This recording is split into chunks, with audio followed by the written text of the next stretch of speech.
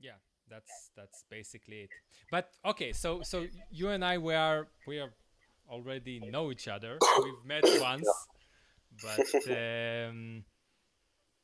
um, but still, what? And somebody asked me it really nicely for me to understand what the festival is, because first of all we have a problem of naming it. We don't know if it's a festival or is it a conference or like an estuary that lasting for a few days. Like what how should we call it? And that's maybe one question. What do you think it is? What would you like it to be? Not just this year, but next year and the year after that. Um, how you imagine this gathering of ours? Um, I think the most important aspect of it is bringing all this fancy internet stuff into real life. And yeah, I think that everything you do digitally is like half real, Mm-hmm. and to to uh, to not have wasted your time on it. If you think it's a positive thing you are participating, it has to touch ground somewhere. And I think this is the hope. This is the hope for the festival. What it can do. Yeah, I think. when you have a conversation with other German friends that are helping to organize it, you calling it a festival in German? Uh, it depends on the context. Often I just say Landau, or I sometimes say festival as well. Yeah. I'm not too sure right now. Is the German word for festival has a little bit different connotation from English? Uh, I'm not sure about the English connotation. So in German, a festival, uh, it would be uh, like if you the contemporary use is probably mostly music festival. Mm-hmm. So something, so for example, there's Rock am Ring in Germany, where like hundreds of thousands of people go to the Hockenheim Ring, and they with tents, and there's bands, live bands playing. Um, but I'm reminded right now, for example, of a famous German musical. It's called Festival der Tiere, so a festival of the animals, and it's like all the different animals come together and talking about something. I'm not sure about All how the about story all goes. the animals. Ah, it's a folklore story. Um, it's by an author. It's not super old, but yeah, it's a relatively famous German story. Mm-hmm. Like So a it has gathering of animals and what they yeah. are doing there. What kind of events happening there? Uh, I'm not sure. There are two.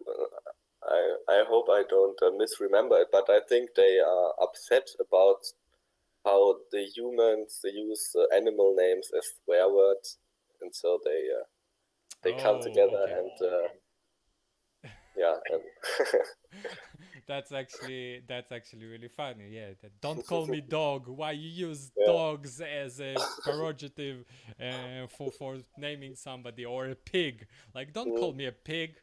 I'm like a noble animal. I'm big and pink and beautiful and shining yeah, and taste good. and taste good. um, yeah, I'm. It will be as I imagine it, because I do imagine it in the future, and I do imagine a meeting, a festival next year and the year after that, and there's a certain connectivity that happen around the bridges of meaning people, that happening in multiple level of generations. So most of the people that I speak with is actually older people from in the Bridges of Meaning community. Sometimes I get to speak with more young people as yourself. Sometimes it's people my age, but mainly the idea is because it's so connected multi-generationally, the Bridges of Meaning, it has more chance to propagate and continue in future years, especially that we have the desire from you and from other members of a community and myself to bring it to the real world, to bring it to the physicality, as I said, that burn powers is a very important element. So the physicality of meeting each other, and because we are doing that, and I'm going to meet two of my book club members in the festival in Germany, in Landau, and which like make it much more real. And I do see, because of those elements of realness, I do see it continuing in the future, and because it's going to happen in the like continue in future years as well. Uh, there will come to be there will be a period when that meeting will be mythosized, so it become like a mythos, it will become like a story. Oh, you were at the first Landau meeting, only 100 people, and you slept outside. Wow, now we're like in a fancy hall and there's like 3,000 people and like stuff happening. Okay, and like those, we have people from UK and people from I don't know, Africa, and etc, etc. So there will be some kind of mythos to it, the beginning of it, the originality of it. And as I asked you the question of what should we name it, uh, because for me it's a conference. We are Mhm. discussing like serious academics that no longer have a place in academia and living among the people in a broader world, and that we are meeting together to speak about like problems of theology and meaning, etc. uh, but it's very understandable that because Matthias, and it's actually Matthias's baby, and he started it, and his history coming to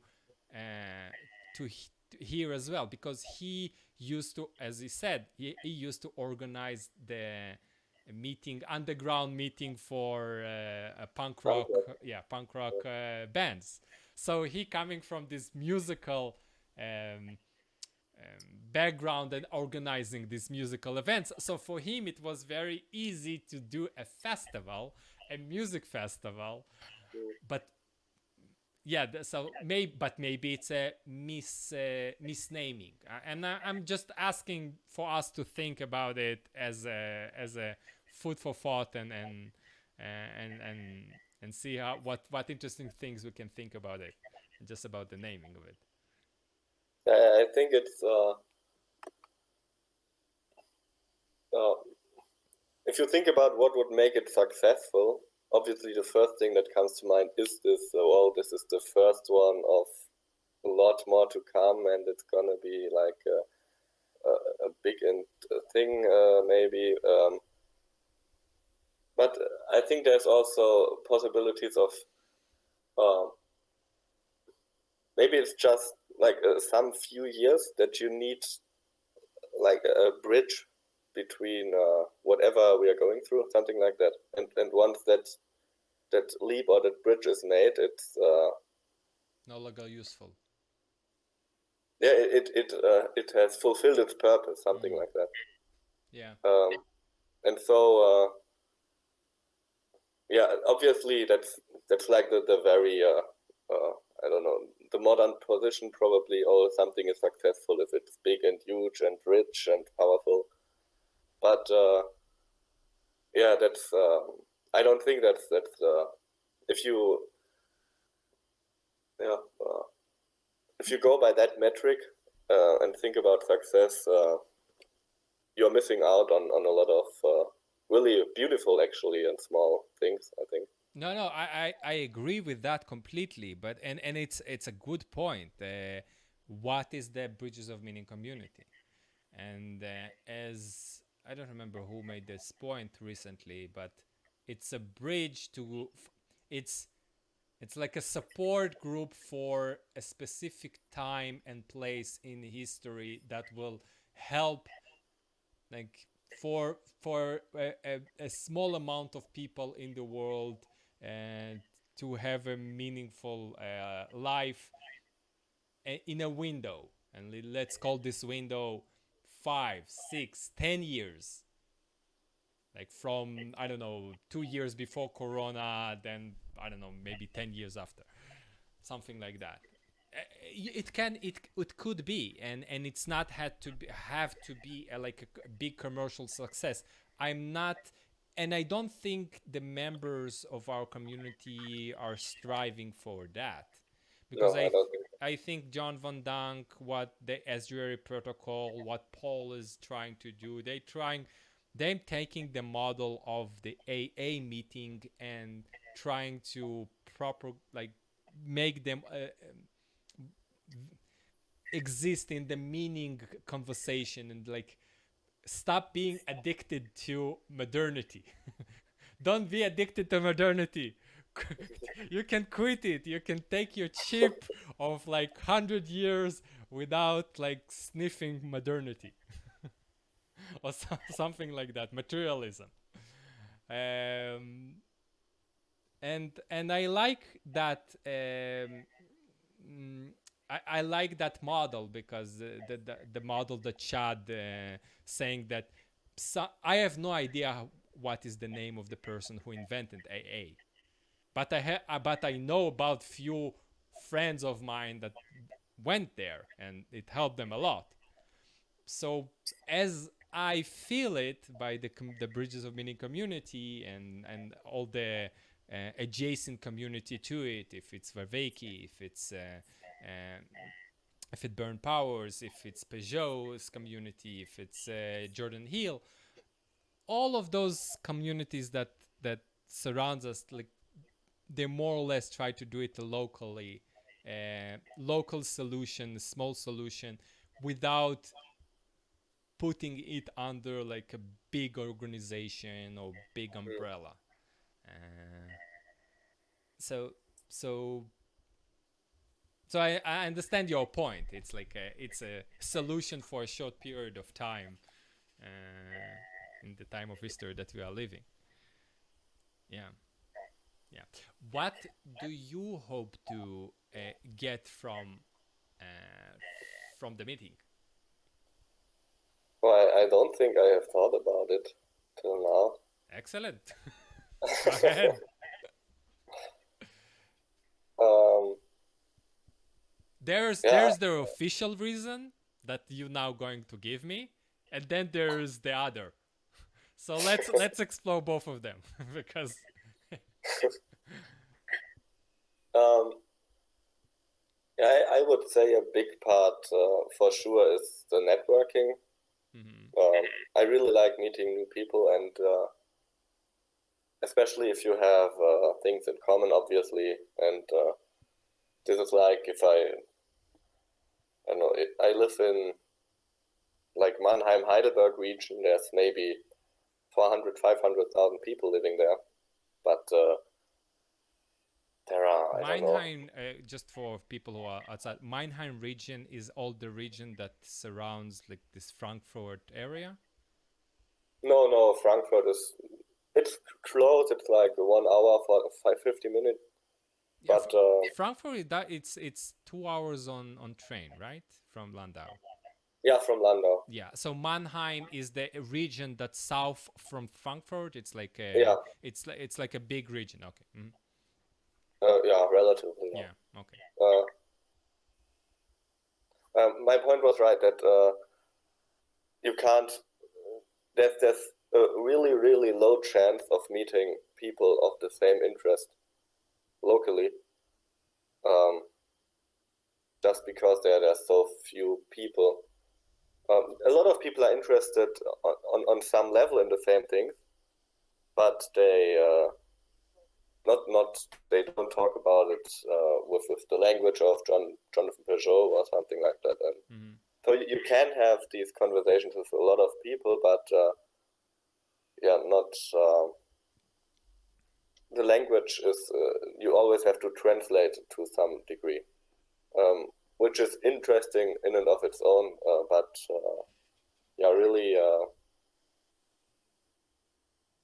having found a tribe, so to say, that's probably not the right word for it, but people who uh, have the same view to some degree, but also differ in some small things.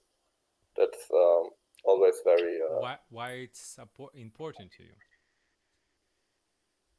Um, because my feeling is that it's the wave that John Peterson began. Mm-hmm. This is a culturally really important one. I see with a lot of friends or colleagues that uh, would greatly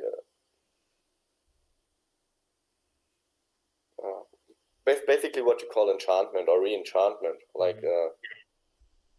the nihilism and all that is around, and I see this as a problem. Like that's pretty self-evident to me. You see it all around. And you Uh, hope by making those connections with people, um, that it will help you personally alleviate that feeling, that pressure. yeah, you can come farther with if you do it with people. If you think about it with people, what John Vervaeke calls dialogus. Mm-hmm. Than if you're just on your own, like solipsistic Journey. path journey. Okay, so that's the official reason. You want to have a connection with people who are like-minded. Um, I actually want to explore a little bit more. Um, do you have um, contact with different generations than you regarding those topics?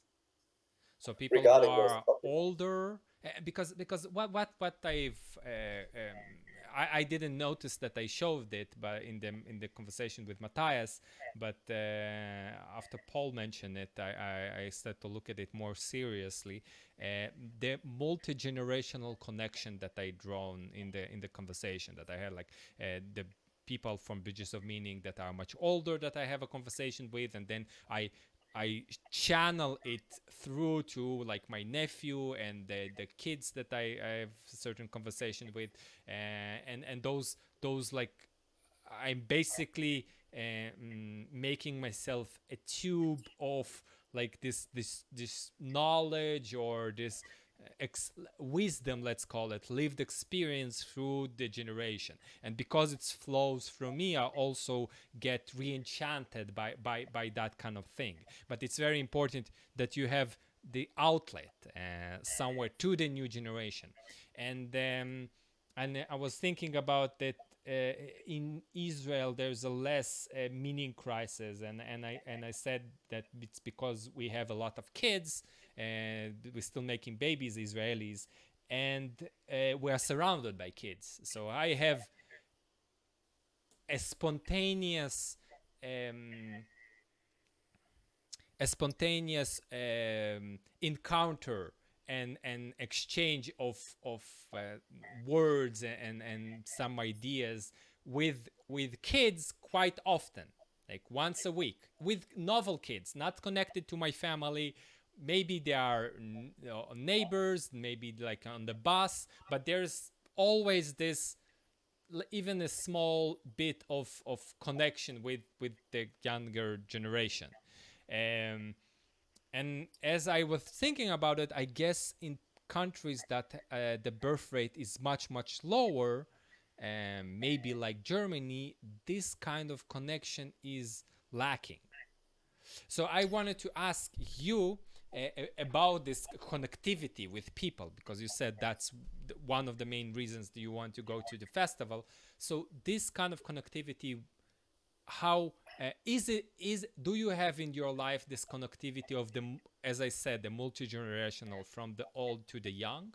Do you have somebody who you are like a mentor to, like a younger kid than yourself? Like, is those activities are possible in your region, in your area, and so on? So go ahead. Yeah. If you talk about people you don't really know, there's not too much of it, I'd say. Like you were talking about meeting kids on the bus Hmm. you don't really know, and that's not really happening. Um, I have a like big family, and I know of a few people who have also a big family. So uh, probably by the German average, I have more of that than the Mm. average, I'd say. Um, Yeah. yeah. Do you have a personal like a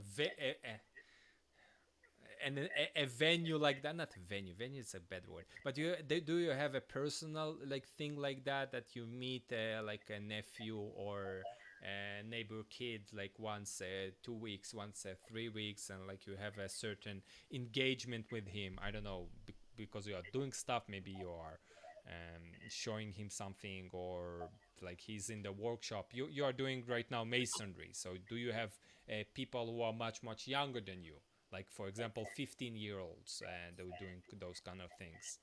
Is there something like that? No, I've had not in the uh, nothing that would perfectly fit in this Mm-hmm. category. I don't think. Part of it is that uh, yeah, I don't like something like if it happens this way, then it's fine. But I don't like. I always think of myself as too young to be a mentor to somebody. Well, obviously, I could be a mentor, I guess, to somebody who's 15 or something. Um, and I talk a lot with people, I'd say. Um, but I try to leave it. You don't feel comfortable in that role yet? Yeah, I'd say so. Not in the strict sense. I choose. I'd rather speak on one level, so to Mm-hmm. say. What about the opposite? Well, the opposite, I guess, just by you doing the mentorship in masonry, you get exposed to a lot of much older people, and especially older men, as I guess masonry is mainly a male occupation. Do you have those kind of exposure to a older generation? Yeah, right. At work, as you said, it's but I wouldn't call it mentorship as well. They teach me stuff obviously, and they are in this field a mentor to me. Um, but it's not like the first thing I would probably think about is since I'm Orthodox, like there's a monastery in Germany which I regularly visit, and I also know obviously older people than me who I talk with sometimes, and this is the things I would think about. Mm-hmm. Yeah, regarding that kind of thing. Yeah, yeah, I get you. Uh, do you have like or you had in your life a mentor figure, like people who are you make made a certain um, a relationship of mentorship, that you are their apprentice, something like that? Had you had that kind of a relationship in your life? Um, I think for a long time, not really. Um, obviously I learned stuff from older people, and I saw myself in my good moments maybe as somebody who should listen to older people rather than think I know it all already at like 15. Did you had older friends who were like taking this kind of role as a big brother? Well, the thing I would say is when I visited this monastery I mentioned the first time 2 years ago. Do you want to mention which monastery or not? Well, it's a German Orthodox monastery. Okay. There's only one, so. Oh, there's only one. Okay. So that's. No, I'm sure there's only more than one. I don't think I don't believe you. I'm sure No, Germany is so big. I'm sure there's more than one Orthodox monastery. Well, there's only one German Orthodox monastery. Okay. I'll look it up on Google. Okay, go ahead, please. It was the first time it felt like there was something like true authority. Not to degrade the people I grew up with and to help me and stuff, but I think it has to do with like the modern dislike of authority and hierarchy and okay, I'm the boss, but I want to be on one level with you, something like that. I don't like. You can speak with me informally and stuff. Yeah, but it's hard to describe it. It was just something that I thought, wow, I can really listen to them and not have this constant, I don't know, second thought or something that I must that I have to stand critically. Like that there has to be some second me that's a little detached and it has to take it in, and then I have to decide myself if it's good or bad. But just something that I can receive and be like. Why did you mention them? As good as I can, something like that. Why did you mention the Orthodox monastery? It sounds like it's a place that you have a certain connection with. Let's call it the more older generation and the people who are bringing wisdom to you, something like that. Well, you were talking about orientation and I'd say this is the place I would want to orient myself to, something like that. Right. Yeah. And like when you've, it's actually really interesting to me because I never went to and like visited a monastery on a regular basis. So I'm curious to hear like it's a monastery, so it's not a church, so it's you don't going to mass there. You like to a liturgy. You're going to like what exactly you're going there? Like it's just from my still modernistic point of view, it's quite like hard to imagine you go to a monastery as a travel, as to enjoy the scenery, enjoy the atmosphere, like go like do a hike around it, like those kind of frames is easier for me to understand. But to go to a monastery on a regular basis to orient yourself, like what do you mean? Like what do? You go there and read a book? You speak with like what do you do? what the activity? Or it's still shallow. I understand it's shallow when I'm asking about the activity that you do there, but I'm still asking that because in the modernistic frame, it's really hard to understand that. So basically, as long as you are there, you participate in the life that they are living. Okay. Something like that. Yeah, so um, they are welcoming to people who want to visit and stuff, but they also say very strictly, like, we are not a museum. If you want to come here to have like a museum experience, then it's the wrong place for you. If you are here, like, it's you're living with us, something like that. Yeah, and for how long you are going there? For a weekend? Yeah, mostly it's quite far away. I have to drive like 4 or 5 hours.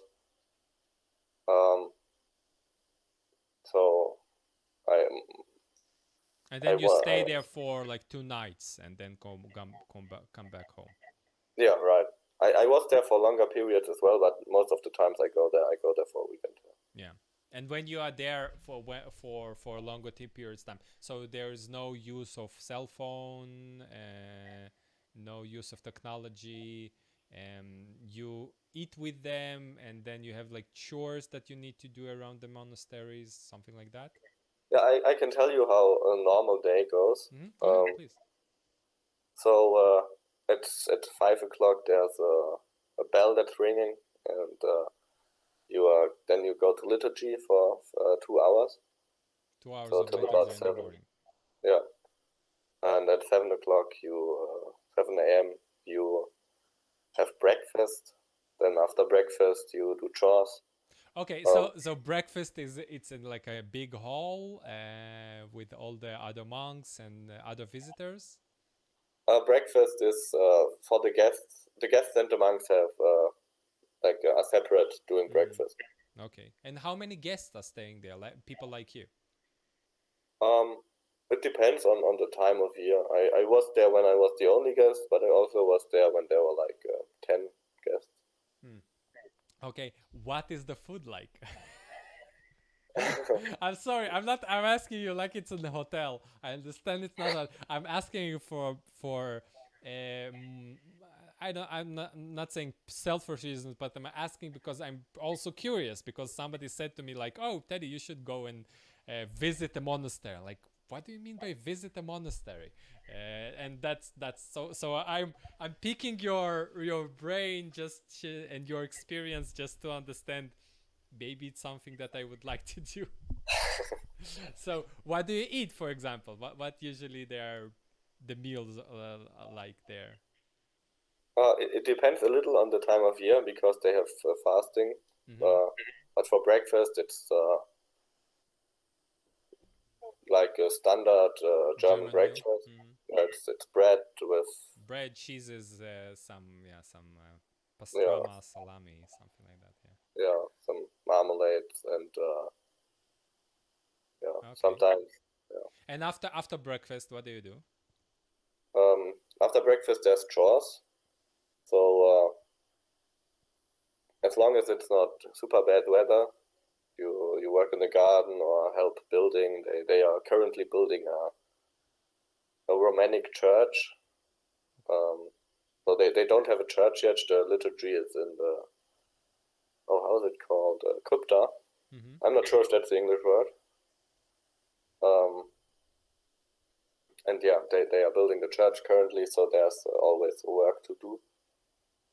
Last time I went there, we picked wild cherries to make some liquor, I think. Mm-hmm. Yeah. Okay. After the chores, there's meal again. Yeah, You midday. eat. Yeah, midday.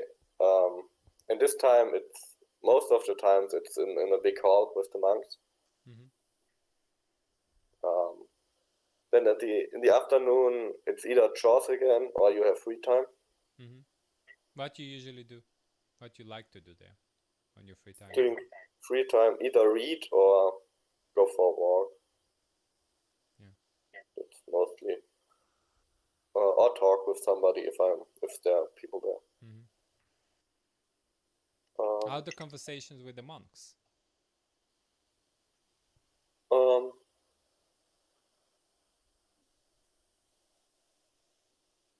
So there are probably people who are there. Uh, it's a bad term, but I will still use it. Lifers, so people who are monks for life. Yeah, uh, all of them are. yeah. So how is the conversation with them? Do you feel like, because I actually don't remember, Aaron. Are you Orthodox or you yeah, I'm you catechumen. catechumen? Yeah, so I'm going to be baptized. I'm not yet baptized. Okay, I'm sure. Okay, I new. got it. So, Yes. um, do you feel a certain nudge? Well, of course, you go to a monastery, you put yourself in this uh, um, like holy place, and you try to orient yourself towards God more. Do you feel a certain pressure to do it betterly, faster from the monks and from the place, or like what they kind of style of conversation with you? Uh, well, for once, it's really open. I don't I don't have to have second thoughts about asking a question if it's fine or not. Mostly, um, and They I'd say accepted, they accepting like difficult, not difficult, but a regular modernistic question, like question that maybe you need to deal with on a on a question regarding art, or regarding pornography, or regarding cell phone use, or regarding like those kind of questions. How, because for me, the only person that I has a certain contact who I consider like a closer to God person is Paul van der Clay. Most of my other connection is secular. And although I got a lot of conversation with religious people who are Jewish, Jewish people, uh, well, they don't, well, some of them are pushy about religion, but a lot of them not, because um, yeah, I don't know. Well, it's a different topic, but the fact is that Paul is really understandable, and not dogmatic about any religious um, not vows, but promises that you try to take on yourself, and he not try to uh, m- make you a religious person. That's the feeling that I get from Paul conversations with other people and the way he's communicating. And I do feel a certain pushiness from other religious people, like in more Jewish settings that I have in Israel, but also like the evangelical movement that you have in the U.S. Not you, but people have in the U.S. So those kind of more like, oh, you need to embrace God, and like there's a certain pushiness into it, like almost. A feeling that similar to people who try to make you adopt a certain wokish ideology or right ideology, and so on, like oh, that this is the truth, like why are you still standing there and not deciding? Something like mm, that. So I try to ask you, did you feel a certain pushiness from the monks toward to embrace a correct path, and not uh, get there by exploring those ideas, kind of. um, I didn't feel that at all. Okay. Um, with them, I know what you're talking about because I grew up in the more evangelical circles, and it was always. I still have. I don't know how to. Uh, I'm really allergic to this. If you do it like too much. Uh, What are you trying to sell me? Yeah. yeah, something like that. Like, are you want to talk with me, or do you just want to Get my like listen to signature a on point? something. Yeah. Um, but also, um,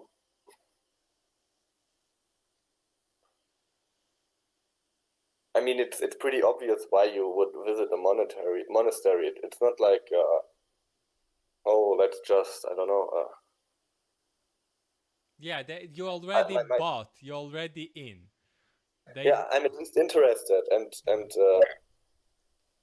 you're just living with. And the first time I was there, it was like 2.5 weeks, and I didn't really talk with them about like deep questions. I just lived with them, so to say, and it was gradually that I felt myself drawn towards it more and more. Um, but yeah, you're especially open, I would say. yeah, Like it's good to hear. that, yeah, that's the positive thing about the hierarchy as well. For example, that well, this person now speaks, and you're listening especially careful and with openness and like I said, not with this critical thing that tries to pick something and oh, that's like he said this wrong or something, but just yeah, listen to it, and then afterwards, after a few days or weeks, you notice, oh, this one sentence he said is Sticks. stuck in my mind. Yeah. Yeah. Uh, what? Okay, so that sounds excellent. Maybe I should look for a monastery in Israel that can do that. Uh, I wonder. I wonder if there are Probably. Yeah. Orthodox monasteries in Israel. Yeah, I know there's a really famous one in Latrun, but it's a Benedict monastery, and they make excellent wine. Excellent. And it's a very beautiful place. So to go there and stay there is, unfortunately, all the other Orthodox. I just don't know. The Russian Orthodox is not that well maintained, so I don't know if there are good monasteries to go to. But I don't know. It's a problem of itself in Israel because yeah, there's a certain toleration toward Christians in Israel, but they're not. But Israel and Judaism, Israeli Judaism as a whole, is very fine with the modernity and the secularism. Like, Mm. oh no, that those are the tourist attractions and are great. If you want to be a pilgrim, of course, it's very important. We're also people of God. We understand that, but it's not that they will let you permission to build a new church in one of the cities in Israel. So there's like this. They try to maintain this balance of we are really fine with Christian secularism because we don't need to have a religious war inside Israel around these topics. We have already enough with the Muslims, so we don't need like this other side of the branch of the Abrahamic branch to fight with us over that. Um, okay, so that's great. But let me ask you about the other side of the connection with people, the younger side, the for kids, because I think one of the problems that we have in modernity is the fact that we segregated kids from our life. We put them in prisons for kids, and we say I'm fine for them being there as long as they don't going around my feet under my legs while I'm working in my grown-up job. So I like kids on the surface, but as long as they're not near me. And there's this tendency in in modernity and in Western world to embrace that, and like we want like small zoos for children. We have the zoo when they go after school, which can be some sport activities, and there's those kind of things. But God forbid for them to enter our workspace or our grown-up world. Like you won't see children in the construction site. Although I think it's an excellent place for young boys, like 9-year-old, 8-year-old. They need to know discipline because it's a dangerous environment. But I think it's great. Like I could spend as a boy hours looking at the tractor working. Like it's so great, and the fact that we segregated kids from our life is I see it as a bad thing. So I'm asking, um, do you do you participate yourself in those in kind of activities that stuff after school for kids, or is this exist in your area, or people that you know are part of these activities as like doing stuff with kids after school or something? I used to be a volunteer in a program that we went after the after school time. We done classes for kids to play chess. So we taught them how to play chess, and then they usually play with each other. And because I'm not a teacher, I'm actually speaking with them completely in a different manner than teachers, and like I don't take their bullshit the same way as children as teachers do. And I don't care about being sensitive with kids. So that's actually got a really interesting effect from the 2 years that I've done that.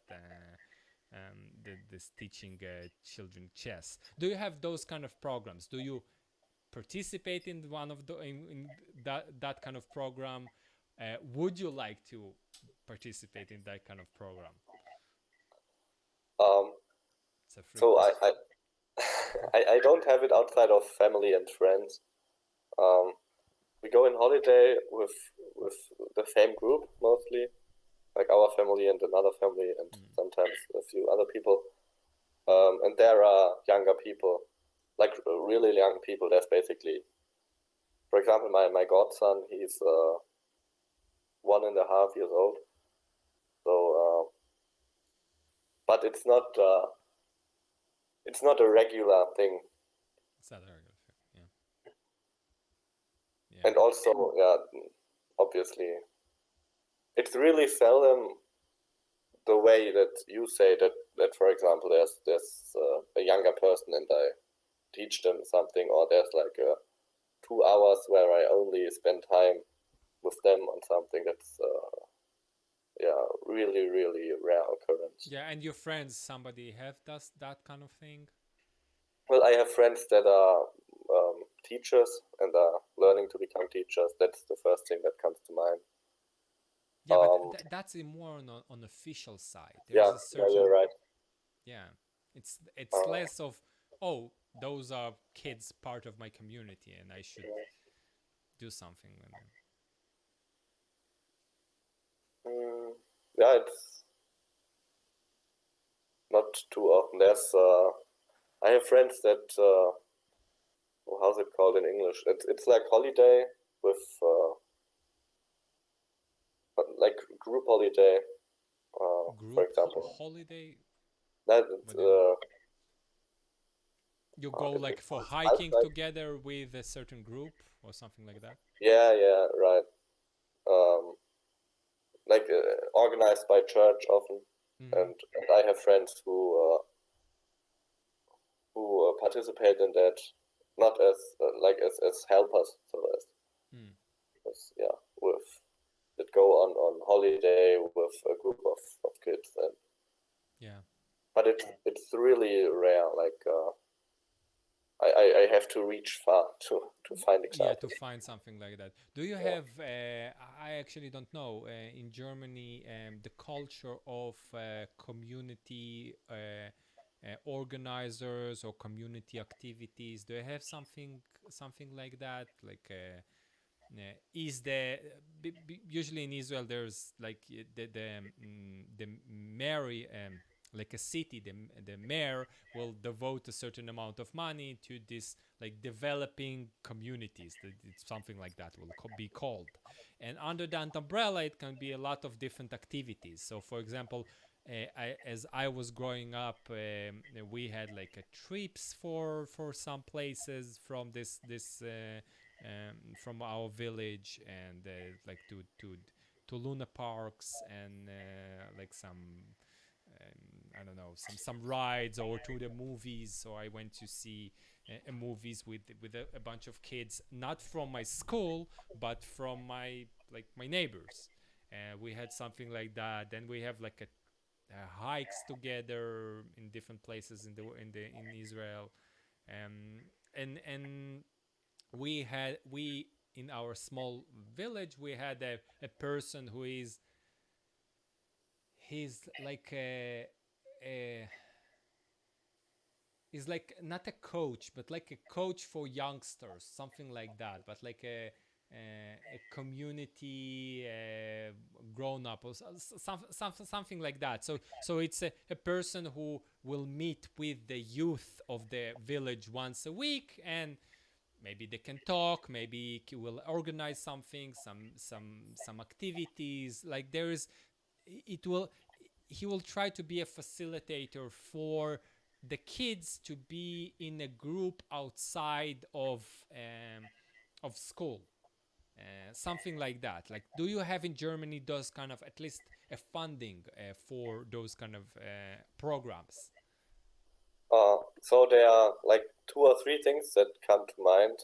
I grew up in a really small village, like 1,000 inhabitants, and at least till sixth or seventh grade,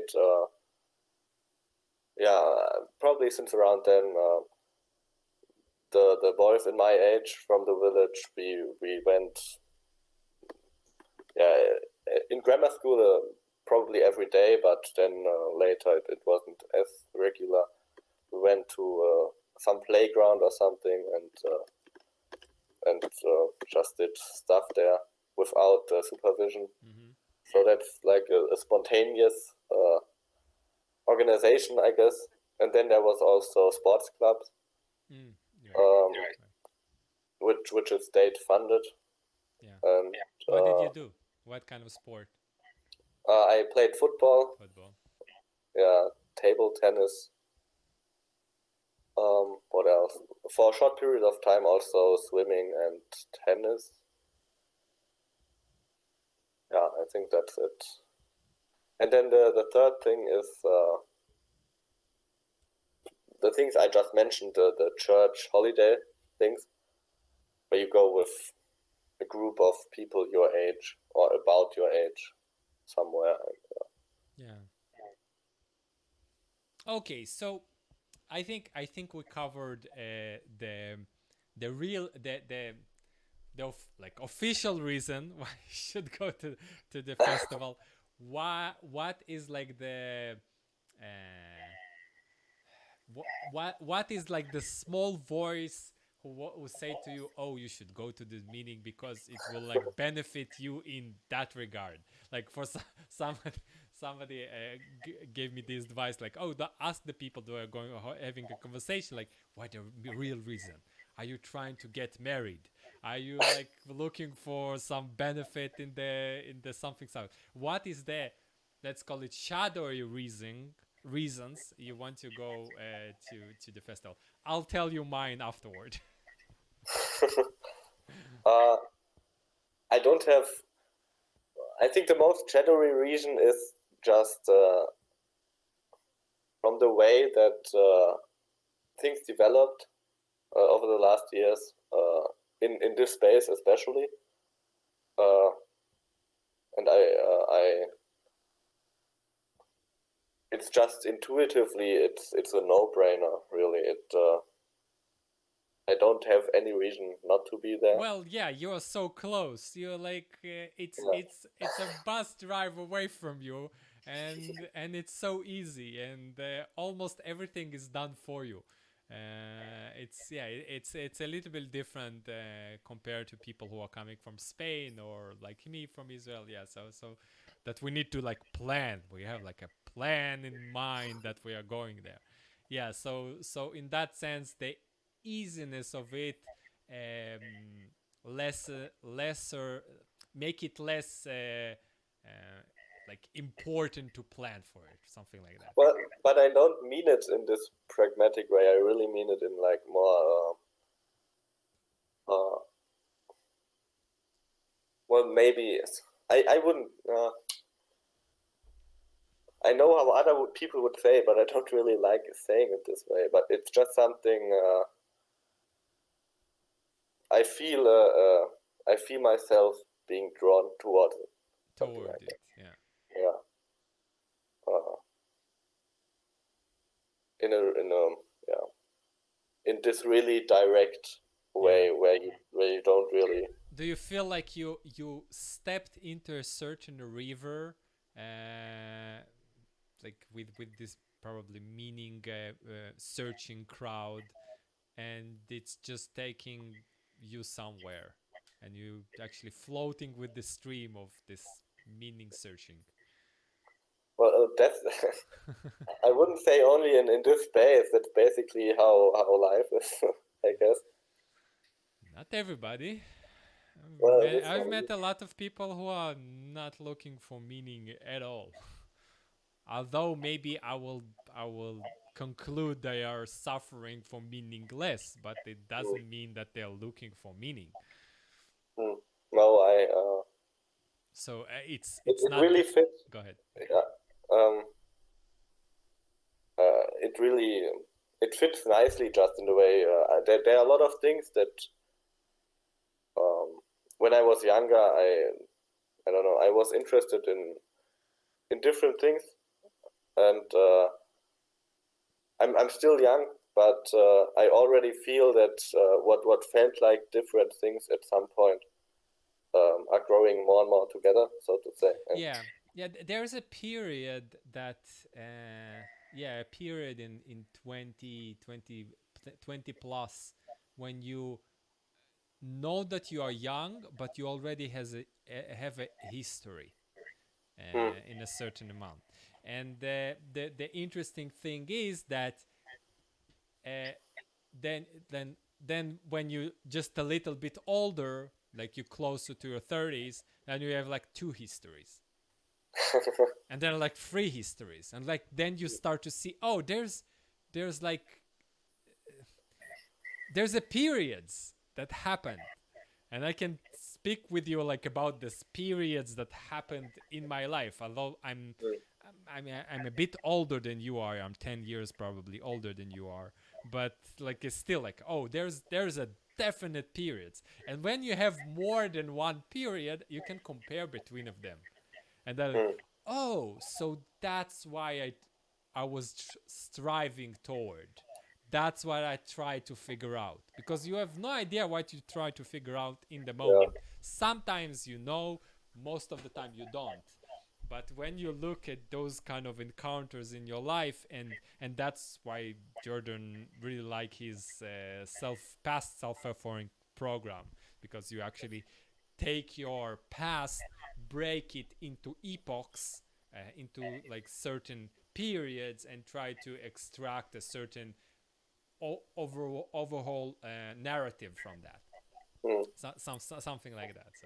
So I get what you mean, that you say like, oh, I already have this certain one element that I can think about in my life and analyze myself through this prism of this history that you have. Yeah. Yeah. yeah. I think one really crucial part about that is like the positive side of dogmatism. I would call it something like that. The I think it positive really side of.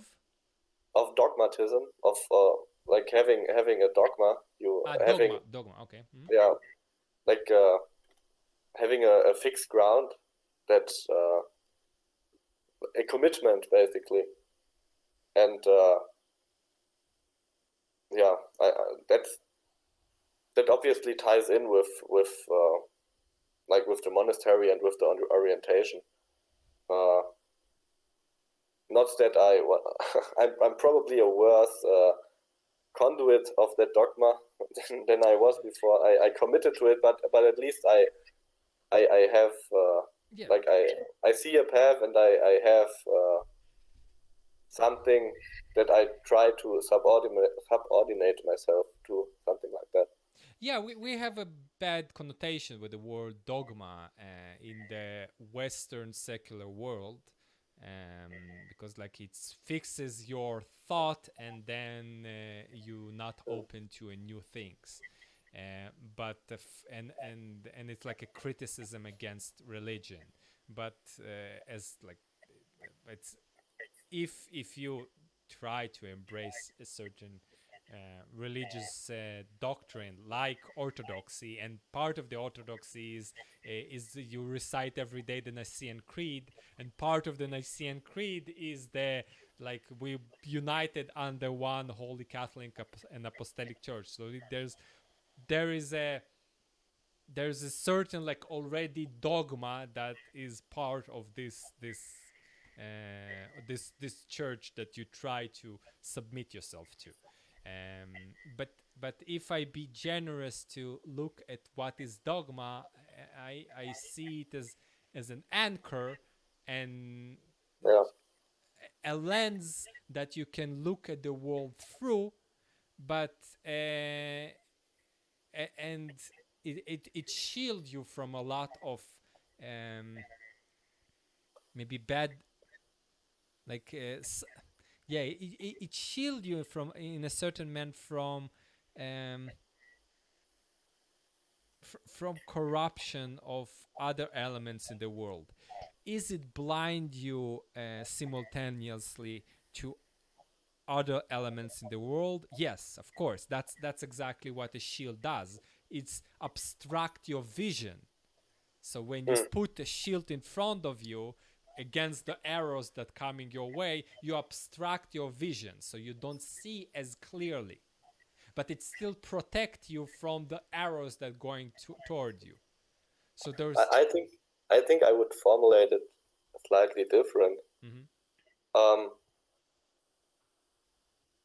the first thing is, I think that's something Jordan Peterson said recently. I don't know, I can't remember where, but he said it repeatedly, that there isn't really a religious vacuum. Like he says it in a psychological sense. If you're not following a something that is overtly religious, um, the space just gets filled with other stuff, and you become ideological or anything else. So, which makes sense. We are people with a body. There is a time and a place we are fixated on, and that is also true in a psychological sense. So we can't just float around. And so the question then becomes, what, and it is similar as a lens. So the ideological lens or religious lens is the lens you see the world through. And the question is, which lens makes me see reality most as it truly is? So, and it is a question of not seeing some things and seeing other things, Mhm. which is Vervaeke's relevance realization. But it's not, it's good not to see some things. So it's not, the line between good and bad doesn't go between you don't see things and you see some things. It's good to see some things, and it's bad to see some things, and it's good and bad to not to see some things.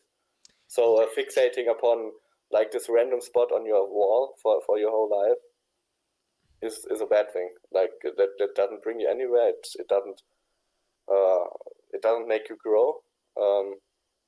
That's the important thing about dogma, I think. Maybe it does, but you need to orient your life towards that, because that's part of the artistic exploration. And people come with a lot of uh, new ways and new approaches to look at life through this artistic exploration by constraining themselves to, like, I don't know, paint or create something that is so small you can barely see it. So it won't be as enjoyable to a lot of people, because like you can barely see it. You need to see it with a microscope. But through this constraining, the artist constraining themselves, they can create it. But it still needs to be connected to the whole, the rest of the life. So maybe part of it will be the magazine that will write an article about it. Part of it will be this artist talking with other people and other artists about this grueling work of like filing a foot that millimeter width or something like that. So it's like he can speak with somebody who is a professional like yourself, a mason, but he will speak on it on a microscopical size, and you like used to work with a human sized sculptures. So those kind of elements, those elements of exploration can be tied to the real world, but they need to be tied. And it's not self it's not it's not happening by itself. There's a work that going to tying a new piece of art or artistic exploration to to the rest of the world and to the rest of the people who are not part of that artistic world. And the way you connect those two elements is going through the lens of the orthodoxy, as I understand it from your uh, Well, it's so no orthodoxy, through the dogma yeah, lens. the Yeah, dogma, something like that.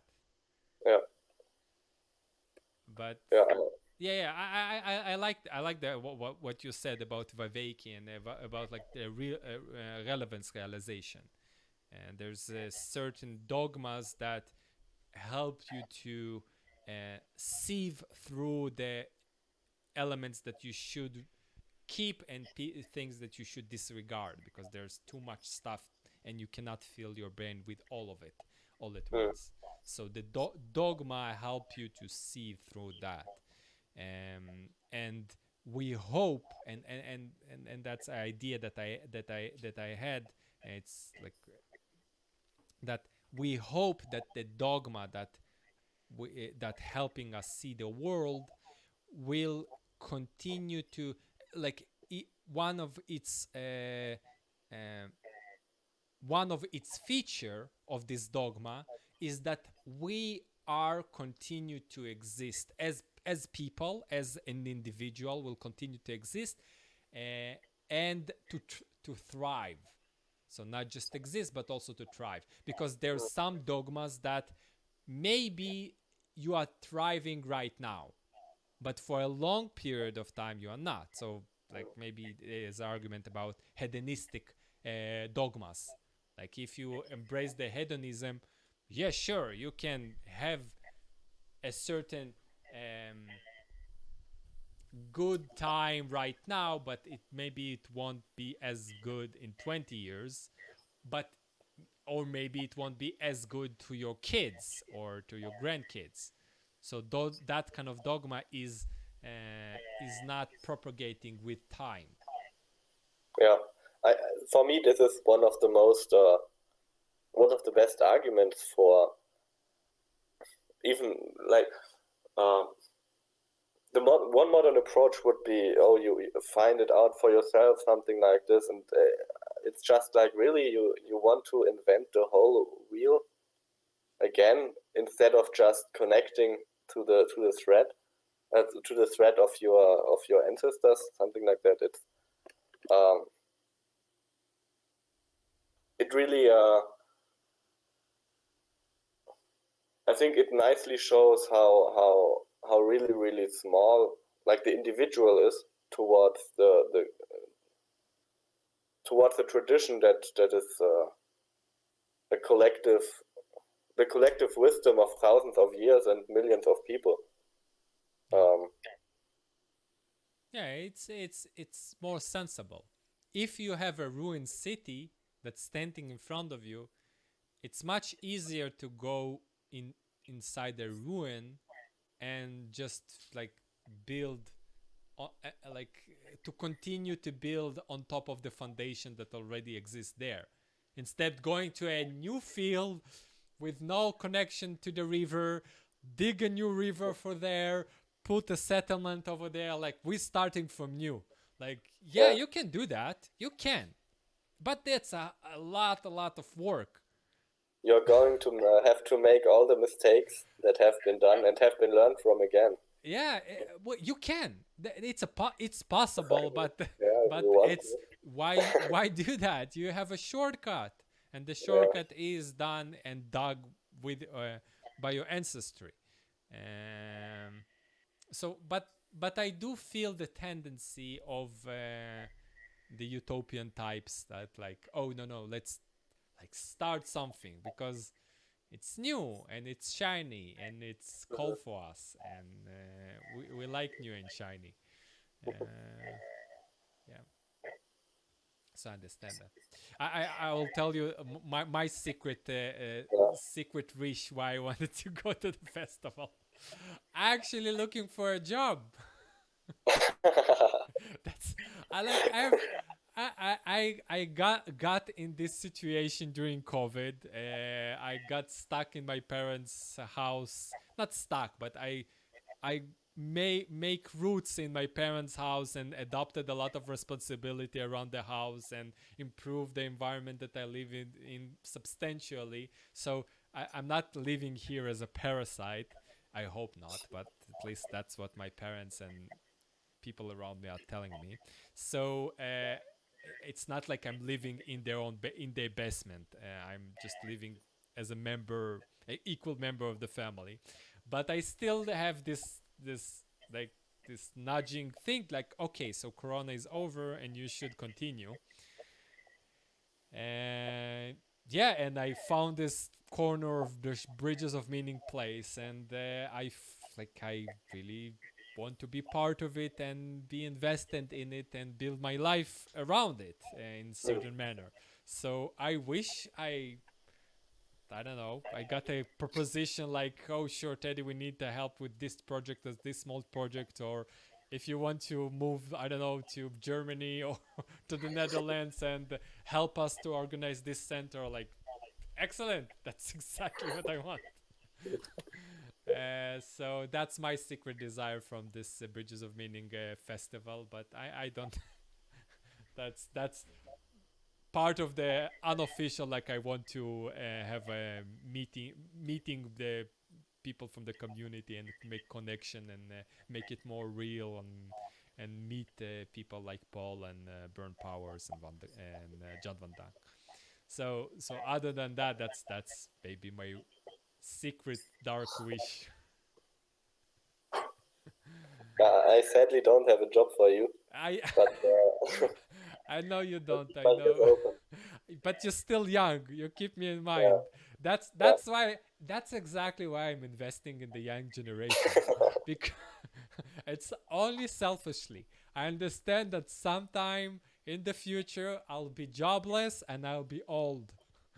So I hope that people that I put my work and money and sweat into when they were young will remember old Teddy and throw him a piece of a bone or something like that, or maybe even more than that.